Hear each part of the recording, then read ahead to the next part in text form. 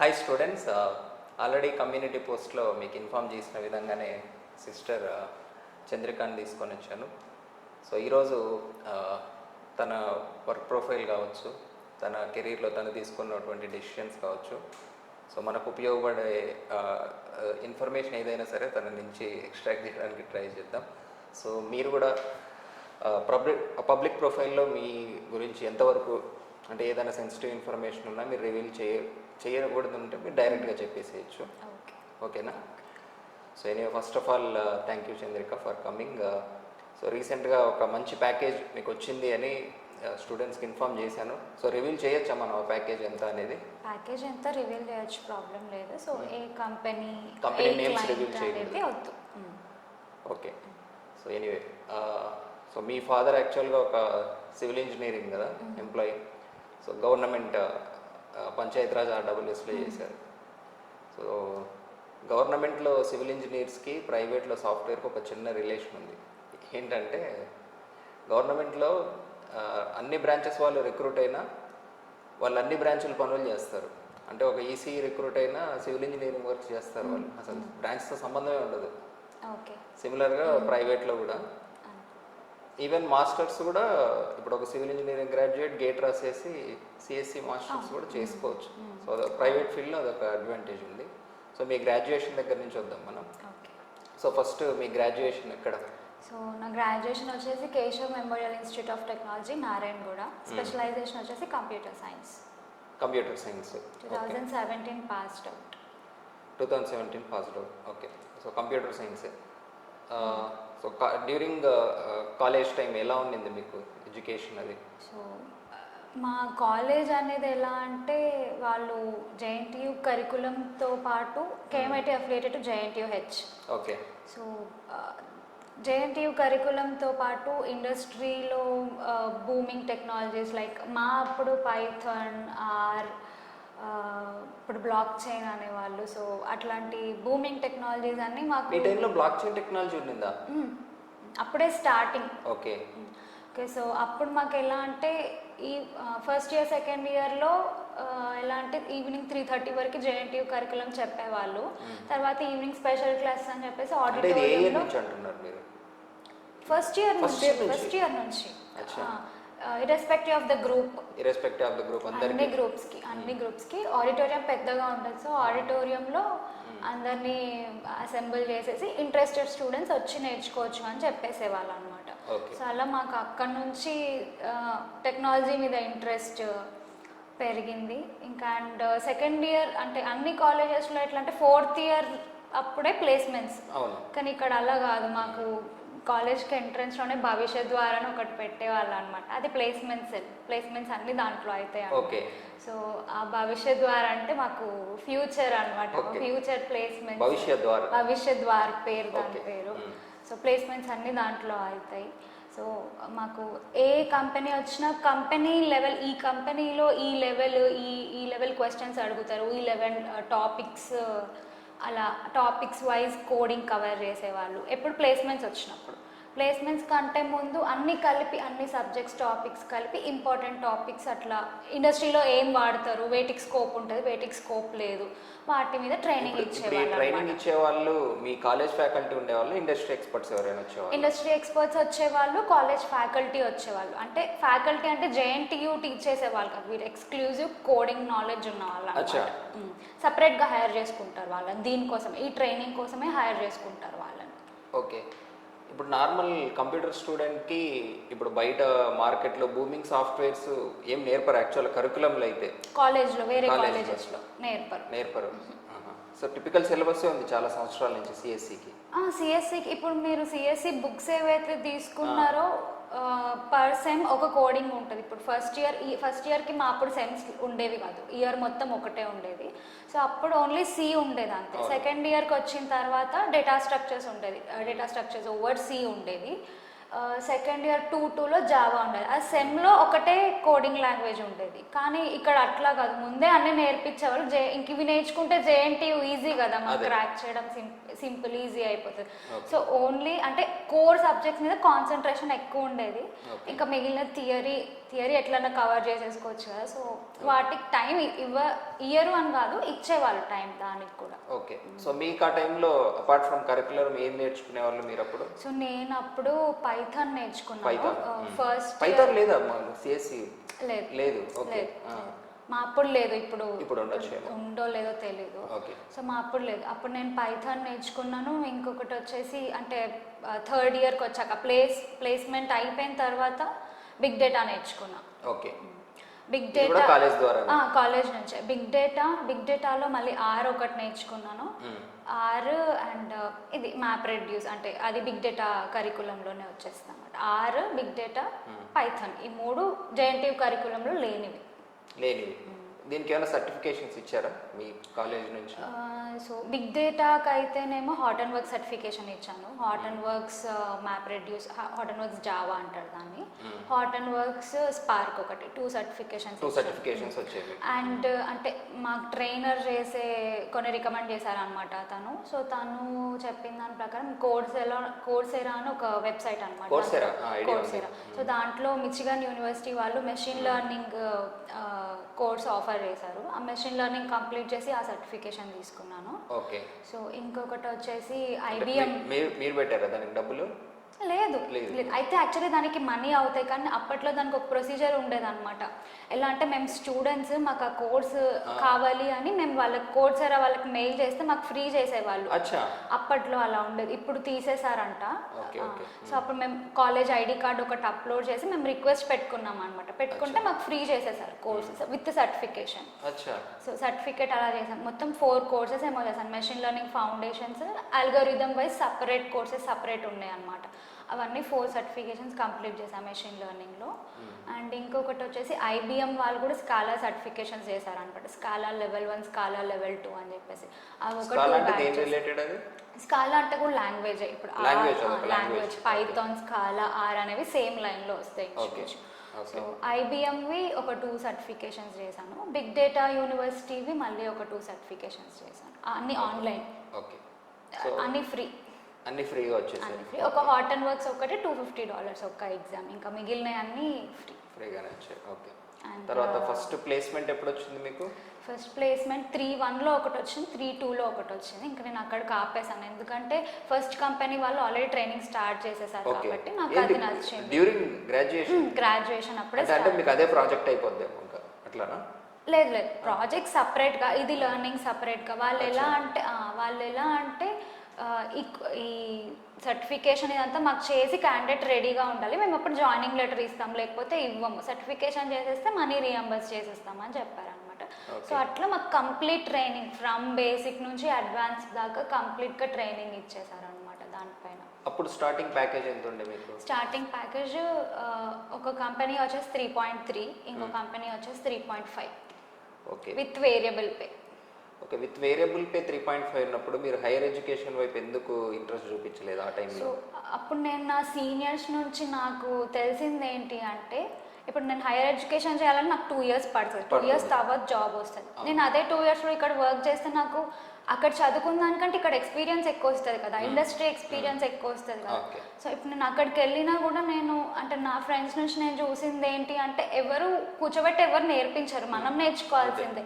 So ఆ అసైన్మెంట్స్కి అక్కడ వెళ్ళి చేసుకునే దాని బదులు ఇక్కడ రియల్ టైం ఇండస్ట్రీ ఎక్స్పీరియన్స్ వస్తుంది కదా. సో ఏది బెటర్, ఇదే బెటర్ అనిపించింది. ఓకే. సో ఇప్పుడు మనం నాలెడ్జ్ ఎక్కడ గెయిన్ చేసినా ఫైనల్గా మనకి స్కిల్ ఉందా లేదా అనేది ఇంపార్టెంట్. ఓకే. సో ఫస్ట్ మీకు ఏ ప్లాట్ఫామ్ మీద జాబ్ వచ్చింది? Big data platform. అంటే నాకు కంపెనీ వచ్చేసి ఏంటంటే, నాకు దాని మీద ట్రైనింగ్ ఇచ్చారు కాబట్టి I'm sure that they will give me that project. అందుకని నాకు ప్యాకేజ్ తక్కువ, నేను అది ఆప్ట్ చేసుకున్నా. మీకు ఇంట్రెస్ట్ ఉన్న ఫీల్డ్. వెళ్ళిన తర్వాత కూడా నాకు ఇమీడియట్గా ప్రాజెక్ట్ ఇవ్వలేదు. ఫ్రెషర్స్ కాబట్టి ఒక 6 months ఈ ట్రైనింగ్ ఇచ్చారు. వాళ్ళ దగ్గర ప్రాజెక్ట్స్ ఉండాలి మెయిన్గా. అండ్ మేము వెళ్ళిన తర్వాత కూడా మాకు డైరెక్ట్గా ప్రాజెక్ట్ మా చేతిలో పెట్టరు. క్లయింట్ సైడ్ నుంచి మళ్ళీ ఇంటర్వ్యూస్ చేస్తారు వాళ్ళు ఇంటర్నల్గా. సో ఆ క్లయింట్ రౌండ్స్ క్లియర్ అవుతేనే మమ్మల్ని ప్రాజెక్ట్ అసైన్ చేస్తారు, లేకపోతే చేయరు. సో ఫస్ట్ వెళ్ళిన కొన్ని రోజులకి ఏ క్లయింట్ బిగ్ డేటా పైన లేదు. సో ఏం చేశారు వీళ్ళు, టాలెంట్ పైన మమ్మల్ని గ్రూమ్ చేశారు. మళ్ళీ టాలెంట్ అనేది ETL tool. Talent. Okay. So talent DI, talent, big data 2 separate platforms. రెండింటి మీద మళ్ళీ సపరేట్గా గ్రూమ్ చేసి వాళ్ళే సర్టిఫికేషన్స్ చేయించారు మాతో. Okay. Free of cost, corporate discounts ఉంటాయి వాళ్ళకి, సో అది ఫ్రీ ఆఫ్ కాస్ట్, అది చేయించారు. ఇంకా ఎలా అంటే 6-7 months అయిపోగానే మా బ్యాచ్ మొత్తం 22 members ఉన్నారు దాంట్లో. ఇప్పుడు అందులో నాన్ సిఎస్సి వాళ్ళు ఉన్నారా మీ దాంట్లో? ఉన్నారు. ఉన్నారు. ఓకే. మీ కాలేజ్లో మామూలుగా ఫస్ట్ నుంచి నాన్ సిఎస్సి వాళ్ళు కూడా ఈ బిగ్ డేటా, మిషన్ లెర్నింగ్ నేర్చుకునే వాళ్ళు? అందరికి irrespective of the group, everybody can learn everything. Okay. So మేము జాయిన్ అయిన తర్వాత 6-7 months అవ్వంగానే అందరు టెన్షన్ పడిపోతున్నారు అనమాట. ఏంటి బెంచ్ అన్న కాన్సెప్ట్ అప్పట్లో చాలా భయంకరంగా ఉండేది అనమాట. సో మా ఆర్ఎం వచ్చేసి ఏంటంటే ప్రాజెక్ట్స్ అక్కడ బెంగళూరులో ఉన్నాయి, చెన్నైలో ఉన్నాయి, అక్కడ వేసేస్తారు, ఇక్కడ వచ్చింది ఏదో ఒకటి తీసేసుకోండి అని అట్లా భయపెట్టించారనమాట. సో అందరూ ప్రొడక్షన్ సపోర్ట్ అయినా సరే అని వెళ్ళిపోయారు అనమాట. నేను లేదు, నాకు వద్దు, నేను వెళ్ళను అని ఆల్మోస్ట్ 9-10 months నేను అలానే బెంచ్ పైన కూర్చున్నా. కూర్చున్న తర్వాత నాకు ఒక బ్యాంకింగ్ క్లయింట్ దగ్గర 3 rounds అయ్యాయి. ఒక 2 rounds మా ఆఫీస్లో చేశారు, ఇంకో 2 rounds క్లయింట్ లొకేషన్లో చేశారు. అది క్లియర్ అయిపోయిన తర్వాత ఆ ప్రాజెక్ట్ ఇచ్చారు. కాకపోతే చాలా షార్ట్ టర్మ్ ఉన్నింది అనమాట, 7 months ఉన్నింది. 7 months ఆ ప్రాజెక్ట్ చేసిన తర్వాత మళ్ళీ నన్ను R&D టీంలో చేశారనమాట. R&D టీంలోకి వేసేసారు. దాంట్లో వెళ్ళిన తర్వాత ప్రూఫ్ ఆఫ్ కాన్సెప్ట్స్ అని చేస్తాం అనమాట. అంటే ఏ క్లయింట్ ఎవరు ఉండరు, కొన్ని ప్రాబ్లమ్స్కి మేము సొల్యూషన్స్ చేసి క్లయింట్స్కి ప్రెజెంట్ చేస్తాం. If they are okay with it, మేము క్లయింట్ నుంచి బిజినెస్ తీసుకొని వాళ్ళకు వర్క్ చేస్తుంటాం అనమాట. అట్రాక్టింగ్ ద క్లయింట్స్ అనమాట. అలా సొల్యూషన్ ఇస్తాం. సో అప్పుడు నేను చాలా నేర్చుకున్నాను. ఎట్లంటే వీఆర్ ఫ్రీ అనమాట. ఇప్పుడు మనం ప్రాజెక్ట్లో ఉంటే ఏంటి అంటే ఏదంటే అది ఎక్స్ప్లోర్ చేయడానికి మనకు ఆప్షన్ ఉండదు. మనకు సిస్టమ్ ఉంటుంది, ఆ సిస్టంలో లిమిటేషన్స్ ఉంటాయి, అన్ని బ్రౌజ్ చేయలేము, ఏదైనా వేరే బ్రౌజ్ చేసి సెక్యూరిటీ ఇష్యూస్ అన్న అలా ఉంటాయి అనమాట. సో నేను R&D టీంలో ఉండడం వల్ల ఏంటంటే I'm free to do anything, ఏదైనా సిస్టంలో ఇన్స్టాల్ చేసుకోవచ్చు, ఆ ఫ్లెక్సిబిలిటీ ఉంది. సో నేను ఆ టైంలో ఎలా అంటే Core.ai అని ఒక చాట్ బాట్ ప్లాట్ఫామ్ అనమాట. చాట్ బాట్ ఇప్పుడు టెలిగ్రామ్ అన్నిట్లో వస్తున్నాయి, ఆటోమేటిక్ బాట్స్ ఉంటాయి కదా. ఆ ప్లాట్ఫామ్ లో మనం చాట్ బాట్స్ మనం క్రియేట్ చేసుకోవచ్చు అనమాట. బ్యాక్ ఎండ్ వచ్చేసి అది జావా స్క్రిప్ట్ యూజ్ చేసుకుంటుంది. సో అదొకటి నేర్చుకున్నాను. అండ్ పైథాన్ ఇంటిగ్రేట్ చేసాము ఈ ప్రాజెక్ట్లో. బ్యాక్ ఎండ్ పైథాన్ కోడ్ ఉంటుంది. పైథాన్లో వచ్చేసి ఆప్టికల్ క్యారెక్టర్ రికగ్నిషన్ అని చెప్పేసి ఒక కాన్సెప్ట్. సో ఆ కాన్సెప్ట్ పైన వర్క్ చేశాను పైథాన్లో. అండ్ ఇది అవ్వగానే నన్ను ఇంకొక మళ్ళీ బ్యాంకింగ్ క్లయింటే తీసుకుంది. సో ఈ క్లయింట్తో ఏంటంటే నాకు చాలా అప్స్ అండ్ డౌన్స్ ఉన్నాయన్నమాట. ఎలా అంటే యాక్చువల్లీ టీమ్ ప్రాజెక్ట్ బడ్జెట్ చాలా లో కాస్ట్. సో ఓన్లీ 4 members తీసుకున్నారు. ఆ 4 members-లో 3 members నాన్ టెక్నికల్ పీపుల్, నేను ఒక్కదాన్ని టెక్నికల్. అందరూ అబౌట్ 10 years. క్యాడర్ వచ్చేసి 21 years, 19 years, 10 years. నేను 1 year, 1.5 year ఎక్స్పీరియన్స్ అంతే. సో అందులో ఎవరికి టెక్నికల్ నాలెడ్జ్ లేదు, నేను ఒక్కదాన్నే. అండ్ ఇక్కడ నుంచి కొన్ని రోజులు వర్క్ చేసాము ఇక్కడ హైదరాబాద్ నుంచి. తర్వాత క్లయింట్ ట్రైనింగ్ ఇవ్వడానికి పనిచేసింది ఒక MNC-నా స్టార్ట్అప్? MNC. సో నన్ను ఇంకా క్లయింట్ లొకేషన్కి పంపించారు, అక్కడ ట్రైనింగ్కి ఢిల్లీ పంపించారు 1 month.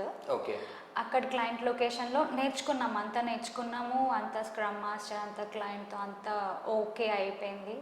సో మాకు ఎలా ఉంటుంది అంటే టాస్క్స్ సాఫ్ట్వేర్ ఇండస్ట్రీలో ఇప్పుడు ఆల్మోస్ట్ ఆల్ అజైల్ మెథడాలజీ వాడుతున్నారు అనమాట. అజైల్ మెథడాలజీ ఏంటంటే మాకు బోర్డు ఉంటుంది, ఆ బోర్డులో స్ప్రింట్స్ అని పెట్టుకుంటాం అనమాట. ఎవ్రీ 15 days ఒక స్ప్రింట్ అనమాట.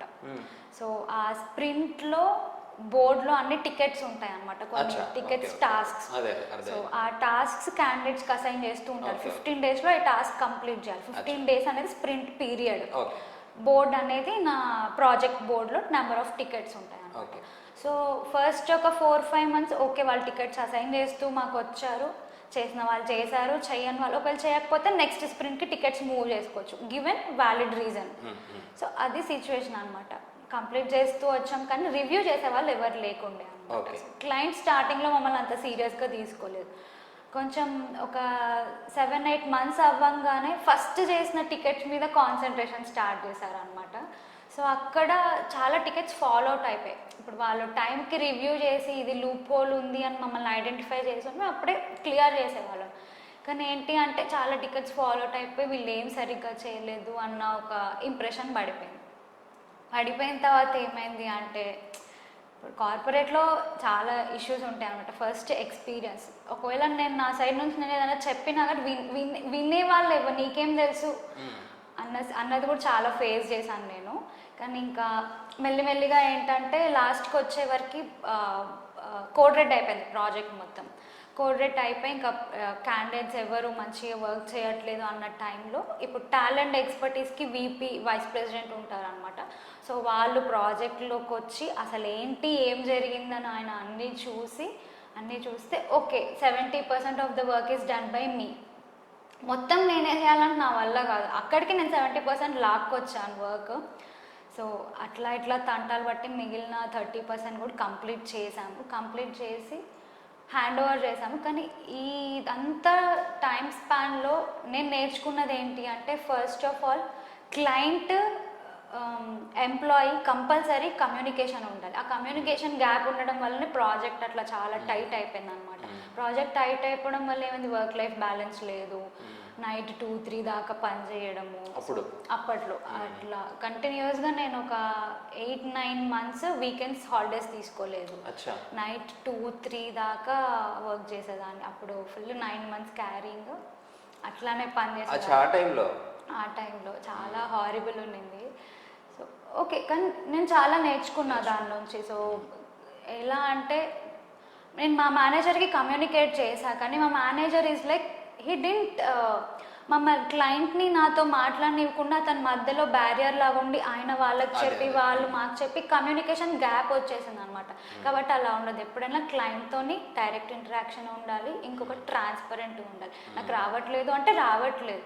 సో ఇప్పుడు సాఫ్ట్వేర్ ఇండస్ట్రీలో ఏదైనా చిన్నది రాకపోతే వాట్ విల్ డూ అంటే will do a screen share, will start working on it. So communication gap ఎప్పుడు ఉండదు అండ్ ట్రాన్స్పరెంట్గా ఉండాలి, రాదు వచ్చు ఏదో ఒకటి క్లియర్గా చెప్పాలి. ఇది ఒకటి నేర్చుకున్నాం. ఓకే. సో ఇది 2020 దాకా వచ్చారు మీరు, ఇప్పుడు 2020 దాకా వచ్చారు. ఓకే. సో కరెంట్ ఇప్పుడు ప్యాకేజ్ ఎంత ఉంది 20లో? 2020కి వచ్చేసరికి నేను జంప్ అవుదాం అనుకున్నాను ఆల్రెడీ. ఉన్న కంపెనీలో ఎంత ఉంది? వర్చుసాలో ఉన్న కంపెనీ 2020 ఫిబ్రవరికి 5.3 ఉండింది. 5.3 LP. ఓకే. సో తర్వాత కంపెనీ షిఫ్ట్ అయ్యారు. తర్వాత నేను ఇంకా నాది 5 months మెటర్నిటీ లీవ్ కంప్లీట్ అయింది. ఇంకా 1 month ఉన్నింది కానీ నేను తీసుకోకుండా స్విచ్ అయిపోయాను అనమాట. మెటర్నిటీ లీవ్లోనే రెసిగ్నేషన్ పెట్టేసి స్విచ్ అయిపోయాను. ఓకే. సో సెకండ్ కంపెనీలో మీకు ఎంత ప్యాకేజ్ వచ్చింది? సెకండ్ కంపెనీ అంటే అది కంపెనీ కాదు, ఒక కన్సల్టెన్సీ అనమాట. ఒక కన్సల్టెన్సీ నుంచి నాకు ఒక MNCకి కాంట్రాక్ట్ లాగా అనమాట. నేను MNC పేరోల్లో లేను, ఈ కన్సల్టెన్సీ పేరోల్లోనే ఉన్నాను అనమాట. అప్పుడు నేను 10 LPA కోట్ చేశాను, అంటే ఆల్మోస్ట్ ఆల్ నాకు 100% హైక్. సో ఇంటర్వ్యూస్ క్లియర్ అంటే వాళ్ళు కన్సల్టెన్సీ వాళ్ళు ఒక 3 rounds ఇంటర్వ్యూస్ చేశారు, మళ్ళీ డైరెక్ట్ క్లయింట్ నుంచి ఒక 2 rounds ఇంటర్వ్యూస్ అయ్యాయి. ఓకే, ఆ ఇంటర్వ్యూస్ అన్నీ క్లియర్ అయిపోయాయి. So I started working from March 2 నుంచి వర్క్ చేశాను. వితిన్ 3 months నాకు మా మేనేజర్ మళ్ళీ ఫుల్ టైమ్ ఎంప్లాయీ కింద కన్వర్జన్కి ఆఫర్ ఇచ్చారు. మళ్ళీ MNC నుంచి ఇంటర్వ్యూస్ చేసేసి మళ్ళీ హైర్ చేసుకున్నారు. సో అప్పుడు నాకు 13.5 LPA వచ్చింది. ఇది 2020 March టు రీసెంట్ ఎప్పటి వరకు చెప్పొచ్చు, జూన్ వరకు చెప్పొచ్చు. 13 lakhs ప్యాకేజ్ 13.5. ఓకే. మళ్ళీ 13.5 ఇప్పుడు జూన్లో మళ్ళీ మాకు హైక్ పీరియడ్ ఉంటుంది అనమాట ఇక్కడ. సో 1 year హైక్, ఆ పీరియడ్లో నాకు ఆల్మోస్ట్ ఆల్ 17.5 అయింది. 17.5 విత్ ఇప్పుడు వీళ్ళు వేరియబుల్ పే అని చెప్పేసి 10% ఉంటుంది అనమాట. 10%లో నాకు ఇప్పుడు సపోజ్ నా ప్యాకేజ్లో 10% అంటే 1,35,000 నాకు per year variable pay bonus, 100% 1,35,000. So నాకు అరౌండ్ 260% బోనస్ ఇచ్చారు. ఓకే. సో మళ్ళీ ఇది ఎప్పుడు రీసెంట్ వర్క్, ఇంకా ఇప్పుడు మీకున్న ప్యాకేజ్ ఇప్పుడు కరెంట్. ఓకే. సో కరెంట్లీ ఇప్పుడు 26 lakh ప్యాకేజ్తో మీకు ఒక ఆఫర్ ఉంది. ఇంకా ట్రయల్స్ చేస్తున్నాను. సో దీనికి కూడా స్విచ్ అవుతానో లేదో ఇంకా తెలియదు. So it is still in progress. అదే కరెంట్ కంపెనీనే ఇంకా బెటర్ ప్యాకేజ్ ఆఫర్ చేయొచ్చు. So they have asked me for retention. Retain చేసుకోవడానికి ట్రై చేసి ఓకే రిటర్న్ అంటే గివెన్ అంటే నాకు కొన్ని నంబర్స్ ఉన్నాయి. సో ఆ నంబర్స్ మ్యాచ్ అయ్యి I'm not happy with the project. So నాకు కావాల్సిన ప్రాజెక్ట్, నాకు కావాల్సిన టెక్నాలజీ ఇస్తే I'm willing to stay and work here. అచ్చా ఓకే. సో కరెంట్లీ ఇప్పుడు మీరు ఈ బిగ్ డేటాలో దేని మీద పనిచేస్తున్నారు? సో నేను బిగ్ డేటాలో వచ్చేసి బిగ్ డేటా ఆర్కిటెక్చర్లో మనకి హైవ్ అని, హెచ్బేస్ అని, హెచ్డిఎఫ్ఎస్ అని, మ్యాప్ రెడ్యూస్ అని ఎన్ నెంబర్ ఉంటాయి. సో నేను హైవ్, హెచ్బేస్, మ్యాప్ రెడ్యూస్ వీటన్నింటి మీద అంటే ఒకదాని మీద అని కాదు, కంప్లీట్ బిగ్ డేటా ఆర్కిటెక్చర్ మీద వర్క్ చేస్తూ ఉంటా. ప్లస్ స్పార్క్ ఆర్కిటెక్చర్ రెండింటి మీద వర్క్ చేస్తాను. బిగ్ డేటాలో స్పార్క్ మళ్ళీ సెపరేట్ ఉంటుంది. ఓకే. ఇప్పుడు మీకు హార్డ్లీ 4 ఇయర్స్లో 3.5 to 26 lakhs ప్యాకేజ్ దాకా వచ్చారు. Hardly 4 years. ఓకే. అంటే ఇప్పుడు నార్మల్ ఒక నాన్ సిఎస్సి స్టూడెంట్ కూడా ఇప్పుడు స్టార్ట్ అయ్యి అంత ప్యాకేజ్ క్రాక్ చేయొచ్చా? అంత ఆపర్చునిటీస్ ఉన్నాయా? ఆపర్చునిటీస్ అయితే ఉన్నాయి, లేవని చెప్పను. కాకపోతే అంటే ఇప్పుడు మీకు వచ్చిన ప్యాకేజ్ ఎంత కామన్, ఎంత రేర్, అది ఎంత ఈజీనేనా, నార్మలేనా? ఇప్పుడు ఎలాగో మనకు బయట సాఫ్ట్వేర్ బూమ్ కనిపిస్తుంది, 10 lakhs ప్యాకేజ్లో ఎవరు చెప్పడం లేదు ఈ మధ్య. సో ఇప్పుడు 26 lakhs ప్యాకేజ్ అనేది మనం అప్పట్లో 4 years బ్యాక్ చూసుకుంటే ఇట్ ఈస్ వెరీ బిగ్. కానీ ఇప్పుడు మాత్రం నార్మల్ అయిపోయింది. Normal it is easy to gain. కాకపోతే కంపెనీ వాళ్ళు ఏంటి అంటే కంపల్సరీ ఎక్స్పీరియన్స్ చూస్తారు. ఎందుకంటే మనం బయట నేర్చుకున్నది వేరు, ఇండస్ట్రీ ఎక్స్పీరియన్స్ వేరు. ఎలాంటి మనం డెవలప్మెంట్ చేస్తాము, టెస్టింగ్కి పంపిస్తాము, అక్కడి నుంచి ప్రాడ్కి పంపిస్తాం, ప్రాడ్లో ఫెయిల్ అయితే ఎలా ఉంటుంది, అదంతా ఇండస్ట్రీ ఎక్స్పీరియన్స్. కాబట్టి ఎక్స్పీరియన్స్ మ్యాటర్స్.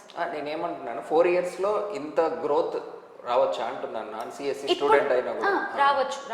ఇప్పుడు మనము ఇప్పట్లో వాళ్ళు ఎలా అంటే నువ్వు ఏ టెక్నాలజీ పైన వర్క్ చేసావు, ఏ కంపెనీలో వర్క్ చేసావు, ఎన్ని ఇయర్స్ వర్క్ చేసావు అని చూస్తున్నారు. ఏ గ్రూప్లో చదివావు ఇలాంటివి ఏం అడగరు.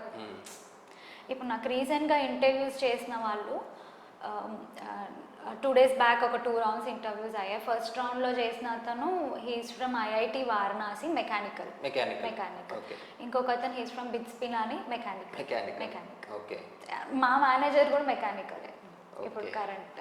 నా ఇన్స్టిట్యూట్ యాప్ డెవలపర్ కూడా మెకానికల్ యాక్చువల్గా. ఓకే సరే, ఎక్కడున్నాం? Technologies, big data. Okay right. Okay. ఇప్పుడు నాన్ సిఎస్సి స్టూడెంట్ బిగ్ డేటాలోకి ఎంటర్ అవ్వాలి అంటే ఇనీషియల్గా ఏమైనా ప్రోగ్రామింగ్ లాంగ్వేజ్ నేర్చుకోవాలా, డైరెక్ట్గా బిగ్ డేటా? అసలు బిగ్ డేటా అంటే ఏంటిది? బేసిక్గా ఒక డేటాను అనలైజ్ మనకున్న నాలెడ్జ్, మనకున్న లాంగ్వేజెస్ని యూజ్ చేసుకుని మన దగ్గర ఉన్న హ్యూజ్ డేటాని అనలైజ్, అంతే కదా? ఇందులో ఏఐ ఉంటుందా? ఏఐ వచ్చేసి మనకి బిగ్ డేటాలో ఉండవు. ఏఐ అంతా సపరేట్ స్ట్రీమ్. మనకు ఏఐ, మెషిన్ లెర్నింగ్ ఇదంతా ఒక స్ట్రీమ్లో వస్తుంది. ఇప్పుడు మనకి బిగ్ డేటా అంటేనేమో డేటా ప్రాసెసింగ్ వస్తుంది అనమాట. ఏఐ, మెషిన్ లెర్నింగ్ వచ్చేసి డేటా ప్రెడిక్షన్స్ అనమాట. సో ప్రిడిక్షన్స్ అంటే ఇప్పుడు మనం ఏం చెప్పచ్చు అంటే, నేను ఒక చిన్న పిఓసి చేశాను, ప్రూఫ్ ఆఫ్ కాన్సెప్ట్ చేశాను. సో నార్త్ అమెరికాలో ఒక సర్వే చేశారనమాట. ఆ సర్వేలో ఏంటంటే ఈ గవర్నమెంట్ ఒక టీమ్ని ఫామ్ చేసి ఆ టీం అంతా పర్సనల్గా పీపుల్ దగ్గరికి వెళ్ళి వాళ్ళకి ఏమేం అంటే కొంతమందికి సిఓపిడి అని అంటారు తెలుసా, క్రానికల్ పల్మనరీ డిసీజ్ అని చెప్పేసి. So they want to remove this disease completely from the community అనమాట. సో గవర్నమెంట్ ఏం చేసింది, ఆ టీంని వెళ్ళి ఎలాంటి వాళ్ళకి సిఓపిడి వస్తుంది అని చెప్పేసి డేటా కలెక్ట్ చేసుకొని రామని చెప్పింది అనమాట, రియల్ టైమ్ డేటా. సో వాళ్ళు ఈ మెషిన్ లెర్నింగ్ ఆల్గరిథమ్స్ ఆ డేటాకి పెట్టి ప్రెడిక్ట్ చేస్తారనమాట, ఎలాంటి వాళ్ళకి వస్తుంది అని చెప్పేసి ప్రెడిక్షన్స్ చేస్తారు. సో ఈ ప్రెడిక్షన్స్ గవర్నమెంట్ సైడ్ నుంచి చేస్తారు. సో ప్రెడిక్షన్స్ అనేవి మనకి మెషిన్ లెర్నింగ్ సైడ్ వెళ్తాయి. ఇంచుమించు నాకు ఏమీ అంత నాలెడ్జ్ లేదు, ఏఐ కూడా దానిపైనే ఉంటుంది అని తెలుసు. ఓకే. సో ఇప్పుడు బిగ్ డేటాకి బేసిక్గా ఏ లాంగ్వేజ్లో అయినా మనం వాడుకోవచ్చు. కాకపోతే ఫ్లెక్సిబుల్ ఏది అంటే ఇప్పుడు నేను పైథాన్ ఒకటి చెప్తాను, ఆర్ ఒకటి చెప్తాను, స్కాలా ఒకటి చెప్తాను. ఇదంతా ప్రాసెసింగ్ ఫ్రేమ్వర్క్ మాత్రం. ఇప్పుడు మనం డైరెక్ట్ సి ఎలాగో బీటెక్లో నేర్చుకుంటాం. సో సి నుంచి డైరెక్ట్ పైథాన్ నేర్చుకోవచ్చు. సి నుంచి ఫస్ట్ జావా నేర్చుకొని డైరెక్ట్ పైథాన్ నేర్చుకోవచ్చు. నేను అలానే నేర్చుకున్నాను. ఓకే. నాకేమీ రాదు, నాకు C# వచ్చు, CPP రాదు, C# వచ్చు, ఇంకా అంతే. C# వచ్చు, నెక్స్ట్ జావా తర్వాత Python or Scala, big data Spark, ఇంతే నా స్కిల్. అండ్ నాకు ETL టూల్స్ తెలుసు, డేటా స్టేజ్ ఒకటి తెలుసు, ఇన్ఫర్మాటికా 10% తెలుసు, టాలెంట్ మీద కంప్లీట్ ఐడియా. ఓకే, ఇప్పుడు బిగ్ డేటా అనేది ఆల్మోస్ట్ చాలా ఫీల్డ్స్లో ఉందనుకుంటా. డేటా అనేది మనకి ఎవ్రీడే పాపులేషన్ పెరుగుతుంది ఇప్పుడు కాబట్టి బిగ్ డేటా అనేది మనం only individual concept or individual framework లాగా చూడొద్దు. ఎందుకంటే ఇప్పుడు cloud technologies, Azure, AWS, GCP ఇవి తీసుకున్న వాడు బ్యాక్ ఎండ్ మళ్ళీ బిగ్ డేటా ఫ్రేమ్వర్క్ని యూజ్ చేస్తూ ఉంటాడు అనమాట. Okay, so it is not an individual thing. So ఏది తీసుకున్నా అన్ని ఇప్పుడు కపుల్ అయిపోయి ఉంటాయి. నేను ETL చెప్పాను కదా, టాలెంట్ బిగ్ డేటా సర్వీసెస్లో మనకు అన్ని కాంపోనెంట్స్ రెడీమేడ్గా చేసి పెట్టేసి ఉంటారు అనమాట. అది అండర్లైన్ వాడేది మొత్తం బిగ్ డేటా ఆర్కిటెక్చర్ని వాడుతుంది. ఓకే, ఇప్పుడు క్లౌడ్ కంప్యూటింగ్ అనే పదం వాడినారు కదా. సో కరెంట్లీ ఇప్పుడు క్లౌడ్ కంప్యూటింగ్ కూడా ఒక మంచి కెరీర్ ఆప్షనే కదా. ఓకే, సో క్లౌడ్ కంప్యూటింగ్లో కరెంట్లీ కంపేర్ చేసుకుంటే మనకు బిగ్ డేటాతో బెటర్ ప్యాకేజెస్ ఉంటాయి. ఇంకా బిగ్ డేటా కంటే నాకు ఒక 60% బెటర్ సాలరీస్ ఉంటాయి. గ్రోత్ కూడా అలానే ఉంది క్లౌడ్ కంప్యూటింగ్ ఫ్యూచర్. ఓకే, ఇప్పుడు రెసిషన్ వస్తుంది అని కానీ వచ్చేసింది అనే కానీ టాక్ ఉంది కదా ప్రస్తుతానికి. సో దీని గురించి మీ ఫీల్డ్లో ఉన్న టాక్ ఏంటి? నా ఫీల్డ్లో నేను సీనియర్స్తోని మాట్లాడిన దానికి మా మధ్యలో అయిన డిస్కషన్స్కి ఏంటి అయితే, if we're on the data side and if we're upskilling our selves daily and we're not sitting on the same desk doing same work from past n number of years, we're not at risk. అదే మేము మంచిగానే ఉన్నాం అనమాట. అలానే ఉండి ఏదో పాత tools, ఇన్ఫర్మాటికా ఇంకా ఏదో పాత వర్జన్స్ మీద వర్క్ చేస్తూ ఉంటే వీఆర్ ఎట్ రిస్క్ అంతే. లేకపోతే రెసిషన్ అనేది మన దగ్గరికి ఏం రాదు. Okay, as long as we're on data, we're working on data, dealing with data, we're safe.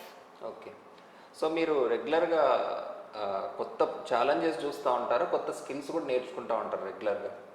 అంటే నేను ఇప్పుడు క్లౌడ్ నేర్చుకుందాం అని చెప్పేసి అని అనుకుంటున్నా. కొన్ని కోర్సెస్ కూడా ఎన్రోల్ చేసుకున్నా, సర్టిఫికేషన్స్ చేద్దాం అనుకుంటున్నా. So we have to move with the world కదా. ఇప్పుడు సాఫ్ట్వేర్ ఫీల్డ్ అనేది మనకు డైలీ ఒక కొత్త టాస్క్ వస్తుంది, రిపిటేటివ్ వర్క్ అస్సలు ఉండదు మనకి.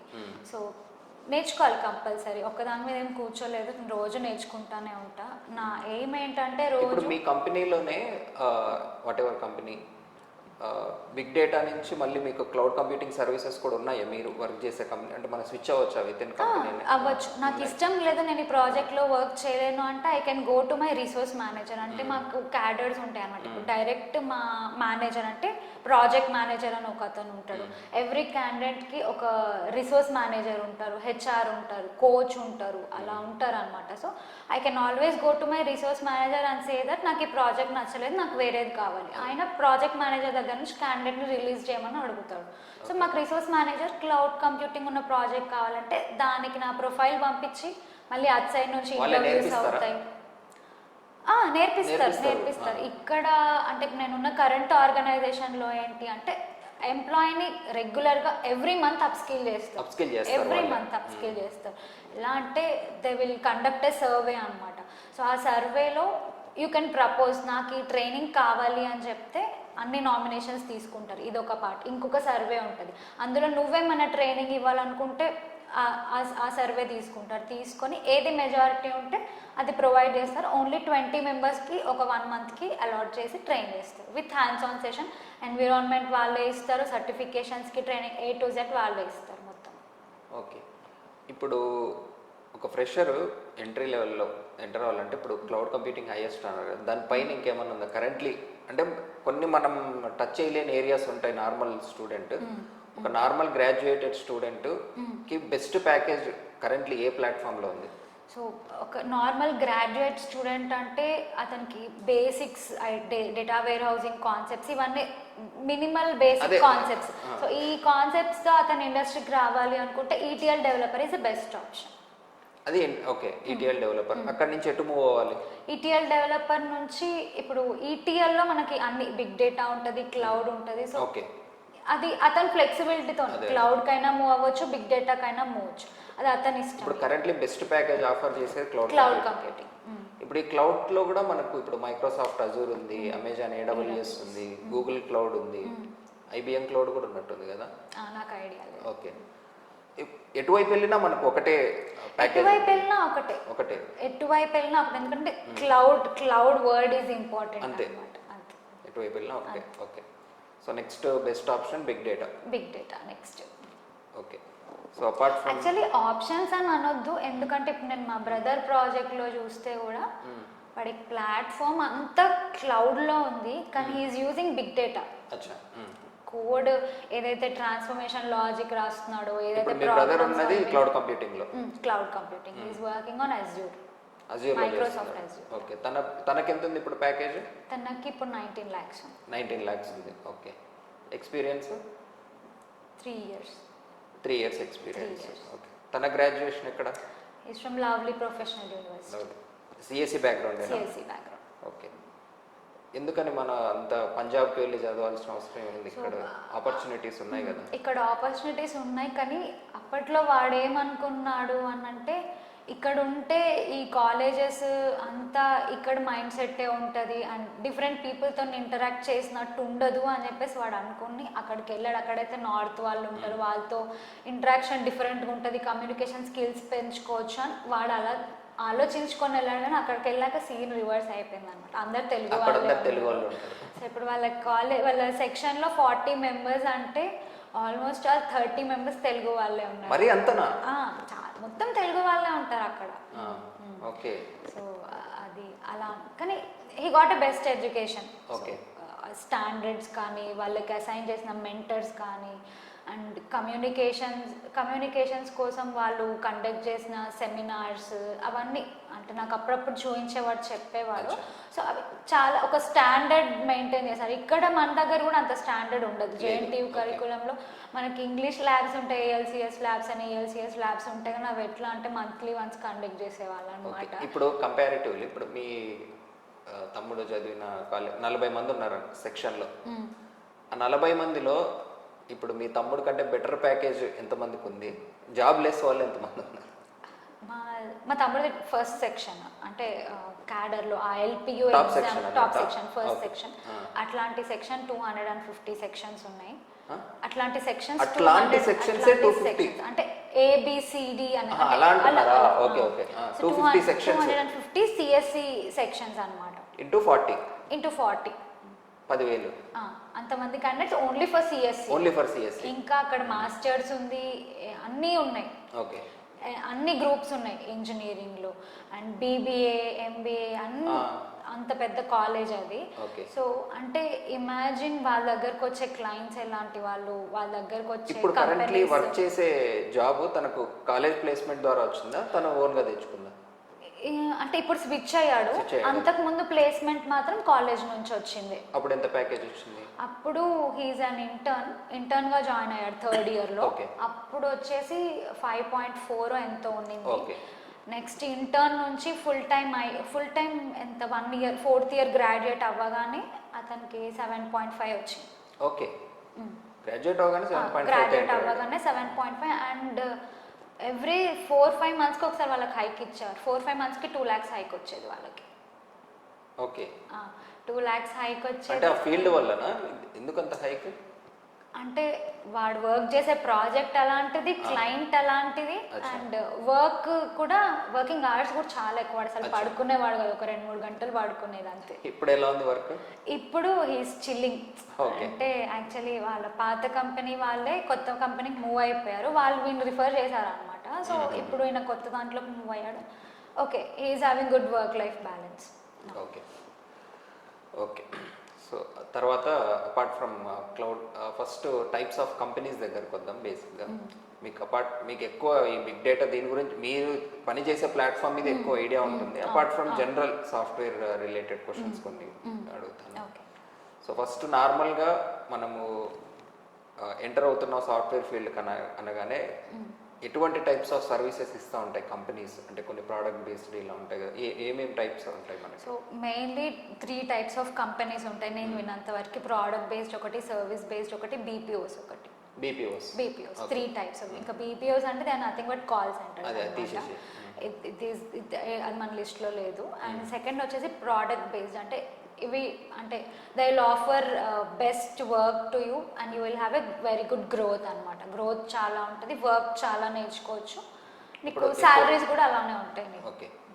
ఇప్పుడు ప్రోడక్ట్ బేస్డ్కి నార్మల్ గ్రాడ్యుయేట్ స్టూడెంట్ కూడా వెళ్ళొచ్చు. వెళ్ళొచ్చు. ఇప్పుడు కంపెనీస్కి ఒక ఎగ్జాంపుల్ కంపెనీ చెప్పండి ప్రోడక్ట్ బేస్డ్. మా కాలేజ్కి వచ్చింది అయితే కోనీ ల్యాబ్స్ ఒకటి ప్రోడక్ట్ బేస్డ్. ఏం తయారు చేస్తారు వాళ్ళు? సేమ్ సాఫ్ట్వేర్ సర్వీసెసే, కానీ వాళ్ళ దగ్గర వర్క్ అంటే వాళ్ళ దగ్గరకు వచ్చే ప్రాబ్లమ్స్ అంత టఫెస్ట్ ప్రాబ్లమ్స్ ఉంటాయి అన్నమాట. ఓకే. సో ఇప్పుడు మీరు చేసేది సర్వీస్? నేను చేసేది సర్వీస్ బేస్డ్. ఓకే.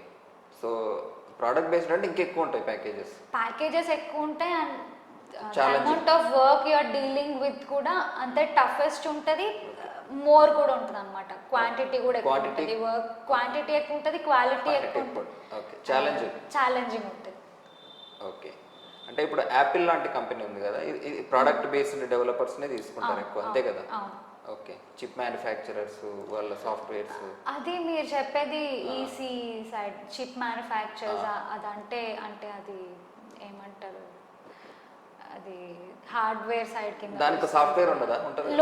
అంటే మ్యానుఫ్యాక్చరర్స్ అని అంటే నేను అలా అంటున్నాను. చిప్ లో లోపల ఉండే సాఫ్ట్వేర్ మళ్ళీ మనకి ఈ ప్రోడక్ట్ బేస్డ్ ఇంజనీర్స్ వీళ్ళని. అదే అంటున్నా, వాళ్ళకి ఎక్కువ పే చేస్తారేమో అని అంటున్నా. అట్లేముండదా? ఓకే, అలా ఏముండదు. యాపిల్ ఎలా అంటే నాకు తెలిసినంత, నేను చూసినంత, నా ఎక్స్పీరియన్స్ ఏంటి అంటే you have to solve the problem, whether you're graduate, you know this skill, you know that skill, you have this much experience, it doesn't matter. You have to solve the problem given by the interviewer to you, అంతే. Okay. తర్వాత what are different types of roles?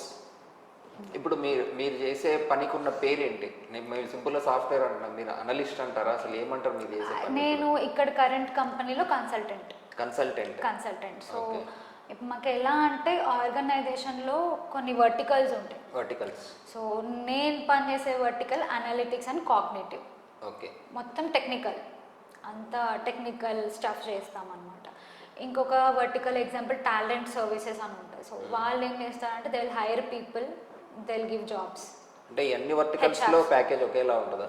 అలా ఉండదు, it depends. So మళ్ళీ next ఇంకొకటి tax vertical line ఉంటుంది. So అలా risk management ఒకటి అలా ఉంటుంది అనమాట. ఇట్ డిపెండ్స్ అంతే. అనలిటిక్స్ అండ్ కాగ్నిటివ్లో మొత్తం టెక్నికల్ స్టఫ్ చేస్తాం, అంత క్లౌడ్, బిగ్ డేటా, మొత్తం అంత ఆల్ టెక్నికల్ రిలేటెడ్ వర్క్ మొత్తం అనలిటిక్స్ అండ్ కాగ్నిటివ్లో చేస్తాం. అనలిటిక్స్ అండ్ కాగ్నిటివ్లో అండ్ అంటే నాకు తెలిసిన క్యాడర్ నుంచి అయితే వీపీ పైన ఇంకా ఉంటారు. సో వీపీ కింద సీనియర్ మేనేజర్ కింద మేనేజర్ కింద సీనియర్ కాన్ కింద కన్సల్టెంట్ కింద అనలిస్ట్. ఓకే. సో ఇప్పుడు నార్మల్ టిపికల్ అంటే బల్క్గా తీసుకునే కంపెనీస్ ఉంటాయి కదా, టీసీఎస్, ఇన్ఫోసిస్. నా వెరీ గుడ్ సజెషన్ ఏంటంటే బల్క్గా తీసుకునే కంపెనీస్కి అసలు వెళ్ళొద్దు. అదే అందుకే అడుగుతున్నాను. అంటే ఈజీగా మనకు జాబ్ వచ్చేవి అవే. ఎందుకు వెళ్ళొద్దు అంటే ఇవి మనము వాళ్ళు మనల్ని హైర్ చేసుకునే దాన్ని బట్టే మనం డిసైడ్ చేయొచ్చు కంపెనీ ఎలాంటి వర్క్ చేస్తుంది అని. So if they are asking us very tough questions, that means that they are getting that standard of problems. So అది బల్క్గా తీసుకుంటే వాళ్ళు ఏం చేస్తారంటే తీసుకెళ్ళి ప్రొడక్షన్ సపోర్ట్ ఇట్లాంటి వాటిలో తోసేస్తారు. ఎక్కడ అంటే పని నువ్వు జస్ట్ ఒక రోబో లాగా టిక్ పెట్టడము, కాల్స్ ఆన్సర్ చేయడం, టికెట్స్ అసైన్ చేయడం, ఇలాంటి పనికి మనం ఎక్కువ నాలెడ్జ్ అవసరం లేదు. సో వాళ్ళకి ఒక మనిషి కావాలి, గ్రాడ్యుయేట్ ఉన్న మనిషి కావాలి, అలా చేస్తారనమాట. సో ఇప్పుడు అలాంటి కంపెనీస్ కూడా చాలా ఎక్కువ ప్యాకేజెస్ ఇస్తున్నాయి. మరి అలాంటి పనికే అనుకుందాం, లెటస్ సే ఈవెన్ ఇప్పుడు మా ప్రాజెక్ట్లో కూడా ప్రొడక్షన్ సపోర్ట్ వాడికి he's having same package as me. అవునా? Same designation. ఓకే. ఎందుకు అని అంటే హీఈస్ వర్కింగ్, అంటే హీఈస్ డూయింగ్ ప్రొడక్షన్ సపోర్ట్, కానీ ఆ ప్రొడక్షన్ సపోర్ట్లో కూడా అతను చేసే వర్క్ డిఫరెంట్గా ఉంటుంది. ఇప్పుడు ఏదైనా జాబ్ ఫెయిల్ అయిపోతే ప్రొడక్షన్లో ఎవరు లేరు, ఆ జాబ్ కూడా వాడు డెవలప్ చేయలేదు. కానీ ఇప్పుడు ప్రొడక్షన్లో ఆ జాబ్ రన్ అవ్వాలి, వాడు ఏదో ఒకటి చేయాలి అంటే వాడు ఏం చేస్తాడు, జాబ్ ఎందుకు ఫెయిల్ అయింది అని లాగ్స్ చెక్ చేస్తాడు, ఈ ఎర్రర్ వచ్చింది, ఈ జాబ్ ఎవరిది, జాబ్లో ఏముంది, వాడికి అదంతా నాలెడ్జ్ ఉంటుంది ఎక్కడ వెళ్ళి చూడడం అంటే is nothing but is doing half part of the developer it self. ఇప్పుడు మేమైనా జాబ్ ఫెయిల్ అయితే ఏం చేస్తాం, జాబ్లోకి వెళ్ళి ఏమైంది ఏంటి అని చెక్ చేస్తాం. అతను కూడా అదే చేస్తున్నాడు కదా, ఎంతో అంతవరకు ఆ టైంలో. ఇప్పుడు వీక్ డేస్లో అంటే మేనేజ్ చేసుకుంటాడు, వీకెండ్స్లో డెవలపర్స్ ఎవరు ఉండరు, అప్పుడు హ్యాండిల్ చేయాలంటే వాడికి కొంచెమన్నా నేర్చుకొని ఉండాలి వాడు. కాబట్టి is getting equal pay. And అతను ఏంటి ఓన్లీ మేము ఓన్లీ మా జాబ్ మావే చేసుకుంటాం, కానీ వాడేంటి అందరు టీంలో ఉన్న అందరు జాబ్స్ వాడే చూడాలి. So he's deserved. Okay. So package wise okay, కానీ మనకి గ్రోత్ ఉండదు. గ్రోత్ ఉండదు అంటే అతను ఏంటి అంటే చేస్తాడు 2-3 జాబ్స్ 4 జాబ్స్ వచ్చినప్పుడు చేస్తాడు. ఆ తర్వాత ఏంటి వాడికి కామన్ ఎర్రర్స్ వచ్చినప్పుడు రిపిటేటివ్ వర్క్ అయిపోతుంది. ఓకే. ఇంకొకటి టైప్స్ ఆఫ్ రోల్స్ చెప్పేశారు. ఇప్పుడు మీరు చేస్తున్న ఇప్పుడు అనలిస్ట్ అన్నారు కదా, ఎంట్రీ లెవెల్. నార్మల్ టీసీఎస్ వీటిల్లో కూడా ఎంట్రీ లెవెల్ పేర్లు అలానే ఉంటాయా? నాకు ఐడియా లేదండి. నా పాత కంపెనీలో మాత్రం they use to say first level మేము వెళ్ళినప్పుడు అసోసియేట్ ఇంజనీర్ అని ఇచ్చారు మాకు డెసిగ్నేషన్. నాకు 2 ప్రమోషన్స్ వచ్చాయి అందులో. సెకండ్ది వచ్చేసి ఇంజనీర్ ఇచ్చారు, ఇంజనీర్ తర్వాత అసోసియేట్ కన్సల్టెంట్ ఇచ్చారు, అక్కడ 3. కన్సల్టెంట్ పైన consultant, lead consultant, manager, senior manager. So అక్కడ టియర్స్ ఉండేవన్నమాట. టియర్ 0 అనేది top layer, tier 1, tier 2, tier 3, tier 4 ఏమో ఎంట్రీ లెవెల్ ఫ్రెషర్స్కి ఇస్తారు అనమాట. ఇక్కడ అలా టియర్స్ ఏం లేవు, just they are giving designations అంతే కరెంట్ ఆర్గనైజేషన్లో. ఓకే. తర్వాత ఇంకా ఈ టెస్టింగ్ డెవలపర్స్ 2 ఉన్నాయి కదా, రెండిట్లో మనకు కెరీర్లో గ్రోత్ ఉంటుందా? ఉంటుంది, ఆబ్వియస్లీ ఉంటుందండి. ఎందుకంటే ఇప్పుడు డెవలపర్స్ ఏదన్నా ఒకటి డెవలప్ చేశారు అనుకోండి, ఇప్పుడు మనం నార్మల్గా ఏదైనా నేర్చుకున్నప్పుడేమో దానికి టెస్టింగ్ అవసరం లేదు, ప్రొడక్షన్ అవసరం లేదు. ఇప్పుడు ఇన్ని లేయర్స్ ఉంటాయా టెస్టింగ్లో కూడా? ఇంత హైరార్కీ ఉంటుందా? నెక్స్ట్ ప్రమోషన్ ఉంటుందా? ఉంటుంది. సో ఇప్పుడు నా ఒక జాబ్ ఏదైనా టాస్క్ ఇచ్చారు, టికెట్ ఇచ్చారు, నేను అది డెవలప్ చేశాను అంటే ప్రొడక్షన్ లైవ్లోకి వెళ్ళాలంటే ఫస్ట్ టెస్టింగ్కి వెళ్ళాలి. టెస్టింగ్లో ఫస్ట్ మాన్యువల్గా కోడ్ టెస్ట్ చేసే వాళ్ళు ఉంటారు. ఆ టెస్టింగ్ అది పాస్ అయితే నెక్స్ట్ పర్ఫార్మెన్స్ టెస్టింగ్ టీమ్కి వెళ్తుంది, అది పాస్ అయితే రిగ్రెషన్ టెస్టింగ్కి వెళ్తుంది. అన్నీ పాస్ అయిపోతే వాళ్ళు సర్టిఫికేషన్ ఇస్తారు డెవలపర్స్కి, okay your code is ready to go live అని. అది ఇచ్చిన వెంబడే మేము ప్రొడక్షన్కి డిప్లాయ్ చేసేస్తాం. ప్రొడక్షన్లో ఏదైనా ఫెయిల్యూర్ వచ్చింది, చిన్న బగ్ వచ్చిందంటే ఫస్ట్ టెస్టింగ్ టీం వాళ్ళని తిట్టి తర్వాత మా దగ్గరకు వస్తారు. ఓకే. ఇప్పుడు మీ దానికి కూడా టెస్టింగ్ ఉంటుంది అయితే, మీరు చేసేదానికి ఒక టెస్టింగ్ టీం ఉంది. ప్యాకేజెస్ వైజ్ ఇద్దరికి ఆల్మోస్ట్ సేమే ఉంటుందా? డెవలపర్స్కి ఎక్కువ ఉంటుంది? డెవలపర్స్కి ఎక్కువ ఉంటుంది, కానీ ఇప్పుడు టెస్టర్స్లో ఎలా అంటే కొంతమంది ఎక్స్పీరియన్స్ ఎక్కువ ఉన్న వాళ్ళు ఉన్నారు. నాకు తెలిసి వాళ్ళకి నాకంటే ఎక్కువ ఉండొచ్చు. Okay, by experience. ఓకే. అయితే వాళ్ళకి ఫారెన్ ఆపర్చునిటీ రావడానికి కొంచెం ఎక్కువ అవకాశం ఉంటుంది టెస్టింగ్ వాళ్ళకి, అట్లా ఏమి ఉండదా?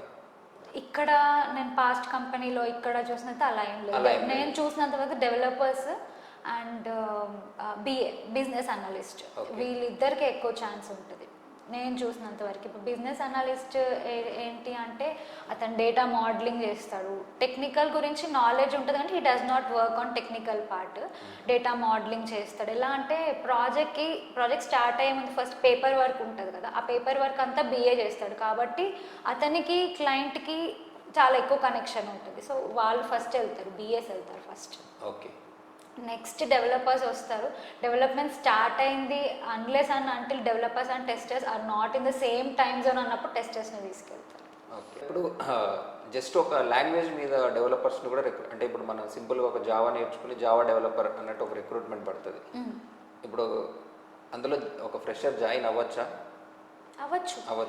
ఇప్పుడు ఒక స్కిల్ డెవలప్ చేసుకున్న తర్వాత మంచి ఆప్షన్ తీసుకోవడం బెటర్ అట్లా అంటున్నా. లేదు, ఇప్పుడు నీకు జావా నేర్చుకున్నా నీకు ప్రాజెక్ట్లోకి వెళ్ళిన తర్వాత నీకు జావా వర్కే ఇవ్వరు. ఎందుకంటే జావా మీద డిపెండ్ అయి ఉన్న టూల్స్ ఉన్నాయి. అండ్ ఇప్పుడు జావా అంటే జావా మీద ఇంకా అడ్వాన్స్డ్ ఉన్నాయి, స్ప్రింగ్ బూట్ ఇవన్నీ అడ్వాన్స్ టెక్నాలజీ. సో నీకు జావా బేసిక్ అండర్స్టాండింగ్ ఎంతవరకు ఉందో చూసి they will again groom you. Okay. Groom చేసి వాడికి నచ్చిన దానికి మనల్ని అసైన్ చేస్తాడు అనమాట. We're completely okay to join. నీకు ఫ్రెషర్ అన్న ట్యాగ్ పోతే వీఆర్ గుడ్. తర్వాత సాఫ్ట్వేర్ ఇండస్ట్రీలో we can fly till 3 years they will consider as freshers అంతే. Okay. Next startup versus MNC compare చేసుకుంటే నా ఒపీనియన్లో ఏంటి అంటే స్టార్టప్స్లో టీమ్ సైజ్ చిన్నగా ఉంటుంది, సో వర్క్ ఎక్కువ ఉంటుంది and we can work on all types of ఒక్కొక్కసారి టెస్టింగ్ మనమే చేసుకోవాలి, డెవలప్మెంట్ మనమే చేసుకోవాలి. ఇక్కడ కరెంట్ ప్రాజెక్ట్లో అయితే నేను even though it is MNC deployment కూడా ప్రొడక్షన్ డిప్లాయ్మెంట్ కూడా నేనే చేసుకుంటా అండ్ ఎవ్రీ 3 monthsకి ఒకసారి 1 complete week ప్రొడక్షన్ సపోర్ట్ కూడా నేనే చేసుకుంటా ఇక్కడ కరెంట్ ఆర్గనైజేషన్లో. నా పాత ఆర్గనైజేషన్లో అయితే నా జాబ్స్ ఎప్పుడు ప్రొడక్షన్లో ఫెయిల్ అయినా నేనే చూసుకోవాలి, దాన్ని ఎవరు పట్టించుకోరు. సో అక్కడ టెస్టింగ్ కూడా నేనే చేసుకున్నా, టెస్టింగ్ టీమ్ లేదు. సో స్టార్టప్స్లో మనకు ఆ ఫ్లెక్సిబిలిటీ ఉంటుంది అనమాట, మనం అన్నీ నేర్చుకోవచ్చు. ప్యాకేజ్ వైజ్ స్టార్టప్సే ఎక్కువ ఇస్తారు. సో నా పర్సనల్ ఒపీనియన్ ఏంటి అంటే నువ్వు ఎప్పటి వరకు కొత్తగా నేర్చుకోగలుగుతావో అప్పటి వరకు నువ్వు స్టార్టప్స్లో ఉండాలి. When you don't want to learn new things then go to MNC. అంటే ఇప్పుడు మనకు స్టార్టప్ కంపెనీస్లో చేసిన ఎక్స్పీరియన్స్ పనికొస్తుందా? ఆబ్వియస్లీ పనికొస్తుంది. నేను అట్లా అనట్లేదు, రికగ్నైజేషన్ పరంగా అంటున్నా, స్కిల్ పరంగా కాదు. ఇప్పుడు నీకు రికగ్నైజేషన్ అనేది నేను చూస్తున్నంత వరకు అయితే కంపెనీ నువ్వు ఈ కంపెనీలో పనిచేస్తున్నావు అని నీకు ఆపర్చునిటీ ఇస్తున్నాను అన్న వాళ్ళు ఎవరు లేరు. ఎక్స్పీరియన్స్ చూస్తారు, స్కిల్ సెట్ చూస్తారు అంతే. కంపెనీ బ్రాండ్ నేమ్ మనకు పెద్ద యూజ్ అలా ఏముండదు. ఓకే. సో ఇప్పుడు మనకు ఒక స్టార్టప్ కంపెనీలో హై పేతో ఉండి ఆ పేఅవుట్తో బయటకు వచ్చే ఈ ఎంఎన్సీ కంపెనీలో కూడా ఆ రేంజ్ పే స్కేల్లో ఎంటర్ అవ్వచ్చు అయితే అలా చెప్పాలి? అలా చెప్పలేము, ఎందుకంటే నా పర్సనల్ ఎక్స్పీరియన్స్ ఏంటి అంటే ఇప్పుడు నేను ఆల్రెడీ ఇప్పుడు నాకు 17.5 ఉందని చెప్పాను కదా, నేను కొత్త జాబ్స్కి ట్రై చేస్తున్నాను. ఒక ఎంఎన్సీకే ట్రై చేశాను. వాళ్ళు ఏంటి అంటే అంతా ఇంటర్వ్యూ అంతా ఫినిష్ చేసేసి when they are negotiating with మీ పే స్కేల్ గురించి వాళ్ళు ఏం చెప్తున్నారంటే ఆల్రెడీ నీకున్న ఎక్స్పీరియన్స్కి శాలరీ చాలా ఎక్కువ ఉంది, సో నేను నీకు ఇవ్వలేము. సో ఎంఎన్సీస్ ఇవ్వరు అన్లెస్ అని ఏదో ఎక్సెప్షనల్ కేసెస్ అయితే తప్ప ఇవ్వరు. ఓకే. ఇంకా మీకు ఇప్పుడు ఫర్దర్ ప్లాన్స్ ఏమున్నాయి? సో నా ఫర్దర్ ప్లాన్స్ వచ్చేసి నేను ఇప్పుడు కరెంట్లీ బిగ్ డేటా పైన నేను చాలా స్ట్రాంగ్ ఉన్నా. సో నెక్స్ట్ నాకు క్లౌడ్ కంప్యూటింగ్ నేర్చుకోవాలని ఉంది. సో నేను ఇప్పుడు లెర్నింగ్ స్టేజ్లో ఉన్న క్లౌడ్ కంప్యూటింగ్ అది నేర్చుకొని ఆ ప్రాజెక్ట్ పైన వర్క్ చేయాలి అని నా ఒక చిన్న షార్ట్ టర్మ్ గోల్ ఉంది. అది అయిపోయిన తర్వాత ఇంకా నెక్స్ట్ ఆలోచిద్దాం అనుకుంటా. ఓకే. సో ఓవరాల్ ప్రస్తుతానికి మీకు వర్క్ లైఫ్ బ్యాలెన్స్ ఎలా ఉంది ప్రస్తుతం ఉన్న? సో మీకు తెలిసింది నాకు ఒక 1.5 year బేబీ ఉన్నాడు. సో ఇప్పుడు కరెంట్ ఆర్గనైజేషన్లో అయితే మాత్రం నాకు వర్క్ లైఫ్ బ్యాలెన్స్ చాలా ఉంది. నాకు ఒక 1 day నాకు లీవ్ కావాలన్నా కూడా 2 days తీసుకోమని ఇచ్చేస్తారు నాకు. అండ్ నేను ఒక 1 hour పని చేయలేను అంటే హాఫ్ డే లీవ్ తీసుకోమని చెప్పేస్తారు. సో అంత ఫ్లెక్సిబిలిటీ ఉంది. సాటర్డే సండే కంప్లీట్లీ హాలిడేనా మీకు? మళ్ళీ ఏమైనా కాల్స్ అటెండ్ చేయడం ఇట్లాంటివి? Completely holiday. ఇప్పుడు ఎలా అంటే మాకు క్లయింట్తో ఒక సర్వీస్ లెవెల్ అగ్రిమెంట్ ఉందన్నమాట. ఎలా అంటే మా జాబ్స్ ఒక ప్లాట్ఫామ్లో ప్రొడక్షన్లో లైవ్లో రన్ అవుతుంటాయి, అవేవి ఫెయిల్ అవ్వకుండా చూసుకోవాలి, అది మా బాధ్యత. సో మా టీం మొత్తం 40 members ఆఫ్ షోర్లో. సో ఆ టీం అంతా 3 monthsకి ఒక person complete week morning 8:30 to evening 7:30 చూసుకుంటాడు అనమాట. సో మాకు కొన్ని రిపోర్ట్స్ మేము క్లయింట్కి ఇచ్చేది ఉంటుంది. ఆఫ్టర్నూన్ 2:30 వరకు రిపోర్ట్స్ ఇవ్వాలి. మాకేమన్నా జాబ్స్ మార్నింగ్ వాళ్ళ టైం 12 o'clock CST అవర్స్లో మాకు ఇక్కడ జాబ్స్ రన్ అవుతాయి. ఆ టైంలో ఏమన్నా జాబ్స్ ఫెయిల్యూర్ అయితే మాకు 2 o'clock రిపోర్ట్స్ రావన్నమాట. సో ఆ లెవెల్ అగ్రిమెంట్ ఉంది, ఎవ్రీ డే 2 o'clock వరకు మాకు రిపోర్ట్స్ కంపల్సరీ రావాలి. సో ఆ అగ్రిమెంట్ కోసం మేము అందరం కలిసి వర్క్ చేస్తున్నాం. సో ఏదన్నా ఫెయిల్యూర్స్ వస్తే వీకెండ్స్లో మేము కనెక్ట్ అయ్యి రిజాల్వ్ చేసేస్తాం. అట్లా అంటే చెయ్యము, లాగిన్ అవ్వద్దు, చూడొద్దు అన్న హార్ట్ ఫీలింగ్స్ ఏం లేవు. We will help out each other అంతే. ఓకే. సో ఇప్పుడు మీకు ఆఫర్ చేసింది కూడా కంప్లీట్లీ వర్క్ ఫ్రమ్ హోమ్ కదా కరెంట్? ఇప్పుడు వర్క్ ఫ్రమ్ కోవిడ్ వరకు వర్క్ ఫ్రమ్ హోమ్ అని చెప్పారు, పర్మనెంట్ వర్క్ ఫ్రమ్ హోమ్ కాదు. ఓకే. కానీ ఇప్పుడు చాలా వరకు ఆఫర్ చేయడం పర్మనెంట్ వర్క్ ఫ్రమ్ హోమ్ అని రోల్స్ వస్తున్నాయి. మోస్ట్లీ హైబ్రిడ్ మోడల్ అవుతాయి. అంటే నేను చూసినంత వరకు నౌకరీలో నేను బ్రౌజ్ చేస్తూ ఉంటే ఆల్మోస్ట్ ఆల్ ఒక 60% వర్క్ ఫ్రమ్ హోమ్ జాబ్స్ ఉన్నాయి. పర్మనెంట్ వర్క్ ఫ్రమ్ హోమ్ అని ట్యాగ్ చేసేస్తున్నాడు వాడు, చేసేస్తున్నాడు. సో నాకు తెలిసి కంప్లీట్ వర్క్ ఫ్రమ్ హోమ్ అనేది కూడా అంత మంచిది కాదు. ఎందుకంటే కొన్ని ప్రాజెక్ట్స్లో నేను నా పాత కంపెనీలో నా వర్క్ చూస్తేనే 9 hours వర్క్ చేసింది, నేను 18 hours వర్క్ చేశాను. ఓకే. ఎందుకు అంటే నేను ఇంట్లో ఉండబట్టి, అది నేను ఆఫీస్లో ఉంటే నేను ఇంటికి వెళ్ళిపోవాలని వచ్చేస్తాను. నేను నాకు పర్సనల్ లైఫ్కి ప్రొఫెషనల్ లైఫ్కి డిఫరెన్స్ ఉంటుంది. కానీ ఇక్కడ ఇంట్లో ఉండడం వల్ల అది లేదనమాట. రెండు మిక్సప్ అయిపోయి ఎవరికి 100% ఇవ్వకుండా అయిపోతుంది అనమాట. Hybrid working model is fine, it is running fine now. ఇప్పుడు కరెంట్లీ ఉన్న కంపెనీలో మీకు రన్ అయ్యే మోడల్ హైబ్రిడ్ వర్కింగ్ మోడల్. అంటే actually throughout the organization ఏమో వీక్లీ 2 days మ్యాండేటరీ రావాలని చెప్పారు. కానీ మా టీం వీక్లీ 1 day ఫాలో అయ్యారు. బట్ మా మేనేజర్ ఆ వీక్లీ 1 day కూడా మీ ఇష్టమైతే వెళ్ళండి లేకపోతే, ఎందుకంటే ఇక్కడ హైదరాబాద్లో ఓన్లీ 3 members ఉన్నాం అనమాట.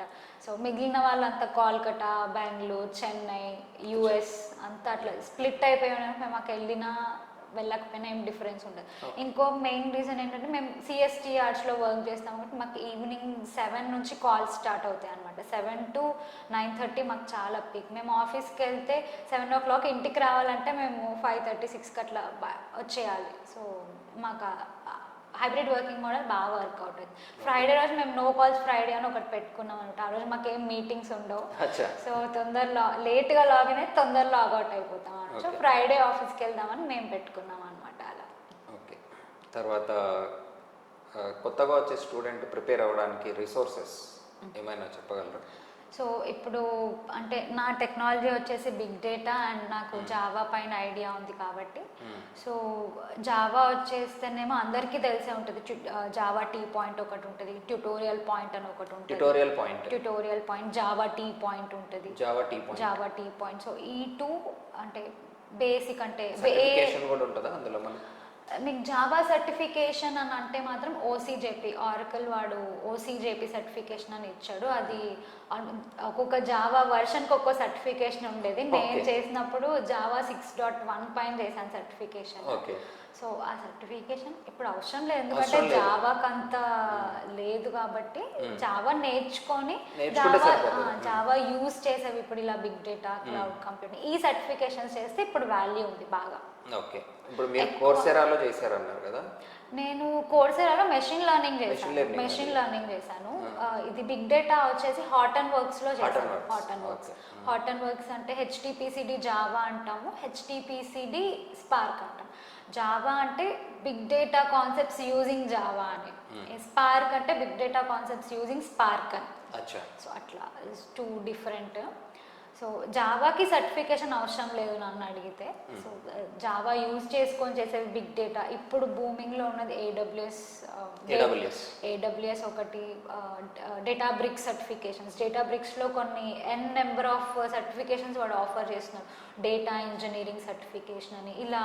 ఇప్పుడు డేటా ఇంజనీర్ అంటే చాలా పవర్ఫుల్ రోల్ అనమాట ఇప్పుడు. సో ఆ సర్టిఫికేషన్స్ చేసినా కూడా చాలా బూమ్ ఉంది ఇప్పుడు బాగా. ఓకే. డేటాబ్రిక్స్ వాడే మనకి ఇప్పుడు ట్యూటోరియల్స్, కోడ్స్, కంటెంట్ అంతా ఇస్తున్నాడు. వాడు చెప్పింది నేర్చుకున్నా మనం ఆ సర్టిఫికేషన్ క్లియర్ చేయగలుగుతాం ఇప్పుడు మనం. ఇప్పుడు ఎంఎన్సీలో, స్టార్టప్లు ఏ కంపెనీలో పని చేయకుండా ఇప్పుడు మనకు టాలెంట్ ఉండి ఫ్రీలాన్సర్గానే మనం బాగా సంపాదించే ఛాన్సెస్ ఉన్నాయి. చేయొచ్చు. ఇప్పుడు మనకి లింక్డ్ఇన్లో చూస్తే చాలామంది ఫ్రీలాన్సింగ్ కోసం పోస్ట్ చేసిన వాళ్ళు ఉంటారు. They want freelancers. మనం వాళ్ళని రీచ్ అవుట్ అయ్యి చేసుకోవచ్చు. అండ్ ఇప్పుడు యూఎస్ ప్రాజెక్ట్స్కి కూడా మనం చేయొచ్చు. turing.com అని ఈ మధ్య చాలా వింటున్నాం, మా ఫ్రెండ్స్ కూడా చేస్తున్నారు. దాంట్లో ఎంతవరకు ఎర్న్ చేస్తున్నారు వాళ్ళు? ఇంకా పర్ అవర్ ఒక $50, $60 అలా తీసుకుంటారు. అంత రెగ్యులర్గా వర్క్ దొరుకుతుందా మనకు? అంత రెగ్యులర్ నేను చూస్తున్నంత వరకు అయితే 3 months నుంచి వాళ్ళు ఖాళీగా లేరు. ఎందుకంటే they are working on booming technologies. Cloud పైన చేస్తున్నారు, బిగ్ డేటా పైన చేస్తున్నారు కాబట్టి వాళ్ళైతే ఫ్రీగా లేరు. ఇంకా వేరే టెక్నాలజీస్ గురించి నాకు ఐడియా లేదు. సో నాకు తెలిసిన ఒక క్లోజ్ ఫ్రెండ్, అతను ఫ్రీలాన్సర్గా 2 years నుంచి ఉన్నాడు. రీసెంట్గానే ఏదో కంపెనీకి స్విచ్ అయ్యాడు. 2 years ఉన్నాడు ఫ్రీలాన్సింగ్లోనే మొత్తం. ఇప్పుడు ఫ్రీలాన్సింగ్గా చేసిన ఎక్స్పీరియన్స్ కూడా మనకు కంపెనీస్లో పనిచేస్తుంది, కౌంట్ అవుతుంది. ఓకే. సో ఇంకా ఏమైనా మనం మిస్ అయిన పాయింట్స్ ఉంటే కవర్ చేయొచ్చు. నేనంటే కొన్ని యూస్ఫుల్ URLs కానీ లింక్స్ కానీ చెప్తాం అనుకున్నా. సో జావాకి వచ్చేసి Java T point, tutorial point. Big డేటాకి వచ్చేసి నీకు మ్యాప్ రెడ్యూస్ అదంతా, అంటే basic big data architecture, Spark అదంతా కావాలి అంటే సూపర్ గ్లూ అని ఒకటి ఉంటుంది. Super glue. Okay. And Spark by examples. Spark by ఎగ్జాంపుల్స్లో complete big data architecture, Spark గురించి ఇన్ డెప్త్ బేసిక్ నుంచి అడ్వాన్స్ వరకు మొత్తం క్లియర్గా చెప్తాడు. Okay. And machine learning and big data and నీకు పైథాన్ కోడింగ్ అంతా కావాలి అంటే మొత్తం నీకు కోర్సెరాలో ఉంటుంది. కాకపోతే కొంచెం పేషెన్స్ ఉండాలి. వీడియోస్ చాలా లెంతీ ఉంటాయి. అండ్ ఒక వీడియో నుంచి నెక్స్ట్ వీడియోకి స్కిప్ అవ్వాలి అంటే నీకు మధ్యలో ఒక ఎగ్జామ్ పెడతాడు అనమాట, నాలెడ్జ్ చెక్ పెడతాడు. అది క్లియర్ అయితేనే నీకు నెక్స్ట్ వీడియో అన్బ్లాక్ అవుతుంది అనమాట. సో కోర్సెరా ఒకటి బాగా హెల్ప్ అవుతుంది. అండ్ IBM వాడిది బిగ్ డేటా యూనివర్సిటీ అని ఉంది. బిగ్ డేటా యూనివర్సిటీలో కూడా అన్ని big data concepts with Spark with hands on session, cluster కూడా వాడే ప్రొవైడ్ చేస్తాను. సపరేట్గా ల్యాప్టాప్లో కాన్ఫిగర్ చేసుకోవాల్సిన అవసరం లేదు. సో వాడు మనకి వర్చువల్ ప్లాట్ఫామ్ ఒకటి ప్రొవైడ్ చేస్తాడు. ఇప్పుడు ఎంత ఖర్చు అవుతుంది చేయాలంటే? అన్ని ఫ్రీ. అన్ని ఫ్రీనా ఇవన్నీ ఫ్రీ. ఓకే. సో నేను అన్ని ఫ్రీ. కోర్సెరా ఫ్రీ కాదన్నారు ఎంత ఉంది? కొన్ని కోర్సెస్ సెలెక్టివ్ కోర్సెస్ ఫ్రీ ఉంటాయి, ఫ్రీ ఉంటాయి. కొన్ని అంటే మనం సర్టిఫికేషన్ చెయ్యాలి అనుకుంటే మనీ కట్టాలి. నాకు సర్టిఫికేట్ నేర్చుకోవడానికి అవసరం లేదు. సో ప్రాబ్లం లేదు. బిగ్ డేటా యూనివర్సిటీ అన్నది కోర్సెస్ అన్ని ఫ్రీ. చాలా కోర్సెస్ ఉంటాయి దాంట్లో, లెవెల్ 1, లెవెల్ 2, లెవెల్ 3 అని ఒక్క లాంగ్వేజ్కి. అంత క్వాలిటీ టీచింగ్ ఉంటుందా? క్వాలిటీ టీచింగ్ ఉంటుంది, చాలా క్లియర్గా చెప్తాడు వాడు. నేను ఆల్మోస్ట్ ఆల్ స్కాలా మొత్తం అందులోనే నేర్చుకున్నాను మొత్తం. చాలా బాగా చెప్తాడు వాడు. ఓకే. ఇంకేమైనా సజెషన్స్, టిప్స్ మీ వైపు నుంచి? ఇంకా ఇప్పుడు అంటే నా టెక్నాలజీ బిగ్ డేటా కాబట్టి బిగ్ డేటా నేర్చుకోవడానికి ఏంటి అంటే మనకి సిస్టమ్ ఉంది అనుకోండి మీ దగ్గర, ల్యాప్టాప్ ఉంది. So you're ready to work, you're ready to learn big data. అంటే ఇప్పుడు హార్టన్వర్క్స్ కానీ క్లౌడెరా కానీ ఇవన్నీ బిగ్ డేటా డిస్ట్రిబ్యూషన్స్ అనమాట. మీరు ఆ సైట్కి వెళ్ళి ఆ క్లస్టర్ డౌన్లోడ్ చేసుకుంటే మనకు ఆ వర్చువల్ క్లస్టర్ కూడా ల్యాప్టాప్లోకి వస్తుంది. కాబట్టి అన్నీ ఎక్స్ప్లోర్ చేయొచ్చు. ఆ బిగ్ డేటా ఆర్కిటెక్చర్ మనకి హైవ్ అని, హెచ్బేస్ అని, హివ్ అని చాలా ఉంటాయి మనకి. అవన్నీ ఎక్స్ప్లోర్ చేయొచ్చు హార్టన్వర్క్స్లో కానీ క్లౌడెరాలో కానీ. ఇప్పుడు మీ బీటెక్ క్లాస్మేట్స్లోనే కంపేర్ చేసుకుంటే అందరు ఎలా సెటిల్ అయ్యారు అనే యావరేజ్? సో మా బీటెక్ కాలేజ్లో వచ్చేసి మా క్లాస్లో 60 మెంబర్స్. 60 మెంబర్స్లో ఫస్ట్ బెంచర్స్ అందరూ అయితే ఎంటెక్ చేసి ఎంటెక్ నుంచి జాబ్లో జాయిన్ అయిన వాళ్ళు ఉన్నారు. ఇంకొక కొంతమంది అయితేనేమో ఒక 3-4 మెంబర్స్కి అప్పుడు అమెజాన్ వచ్చింది. అప్పట్లోనే 45 lakhs ప్యాకేజ్. అప్పట్లోనే 3 మెంబర్స్ దాంట్లోకి వెళ్ళిపోయారు. కేఎంఐటి వెళ్ళిపోయారు. ఇంకా అమెజాన్లోనే ఉన్నారు వాళ్ళు. నారాయణగూడలో ఉన్న కాలేజ్లో అంత ప్యాకేజ్ ఉందా? మనకి ఉంది. ఓకే. అంటే ఇక్కడ ఇండియాలోనే మీరు చెప్పే ప్యాకేజ్? ఇండియాలోనే, ఇక్కడే ఉన్నారు వాళ్ళు. హైదరాబాద్ ఆర్ బెంగళూరులో ఉన్నట్టున్నారు అంతే. అమెజాన్. అచ్చా. ఇప్పుడు ఎంత ప్యాకేజ్ తెలీదు, కనుక్కోలేదు. 4 years అయిపోతుంది. ఏదో వాళ్ళ ఎండోర్స్మెంట్స్ చూస్తూ ఉంటాం లింక్డ్ఇన్లో, ఈ సర్టిఫికేషన్ చేసామని అంతవరకే తెలుసు. అండ్ ఇంకా కొంతమంది ఏంటి మోర్ దెన్ హాఫ్ అంతా యూఎస్ వెళ్ళిపోయారు. సో యూఎస్ వెళ్ళిపోయి ఇప్పుడు ఇంకా జాబ్ సర్చింగ్లో ఉన్నారు. ఇంకా జాబ్స్ రాలేదు కొంతమందికి. కొంతమందికి అంటే సిన్సియర్గా చదివిన వాళ్ళకి వచ్చాయి, కానీ వాళ్ళ ప్యాకేజ్ ఈక్వల్ టు మా ప్యాకేజ్. ఇప్పుడు నేను కరెంట్ నాకు ఎంత ఉందో అంత ప్యాకేజ్ వాళ్ళకి. అండ్ ఇంకొంతమంది అంటారా ఇంకా వాళ్ళు మ్యారేజ్ చేసేసుకొని సెటిల్. ఓకే. యావరేజ్గా చదివే వాళ్ళకైతే ఒక 20 lakhs ప్యాకేజ్లో అయితే ఉన్నారు ఇప్పుడు మీ కాలేజ్ నుండి? ఉన్నారు. ఓకే. కొంతమంది ఏంటి అంటే మా కాలేజ్కే ఒక కంపెనీ ఉందన్నమాట, ఐటీ కంపెనీ. వాడు జెనసిస్ టెలిపారటిమ్ అని పెట్టుకున్నాడు. కొంతమంది స్టూడెంట్స్ దాంట్లో వెళ్ళిపోయారు, దాంట్లో వర్క్ చేస్తున్నారు ఇప్పుడు. మీ కాలేజ్లో వచ్చిన హైయెస్ట్ ప్యాకేజ్ ఎంత? అమెజాన్ చెప్పాను కదా, 35 to 40 మధ్యలో ఉంది అమెజాన్. మాకంటే ముందు బ్యాచ్లో ఒకసారి మైక్రోసాఫ్ట్ వచ్చింది.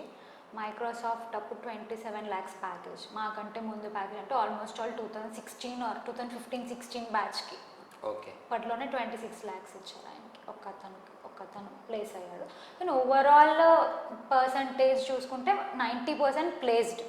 మిగిలిన 10% ఎలా అంటే మాకు వద్దు, మాకు ఇష్టం లేదు అనుకున్న వాళ్ళే ఎవరైతే ట్రై చేశారో వాళ్ళకి వచ్చేసింది ప్లేస్మెంట్. ఓకే. సో ఇంకేమన్నా మిగిలాయా? Okay. So anyway, thank you so much Chandrika for coming and congratulations and wish you all the best. Thank you. Thank you all for watching. Thank you.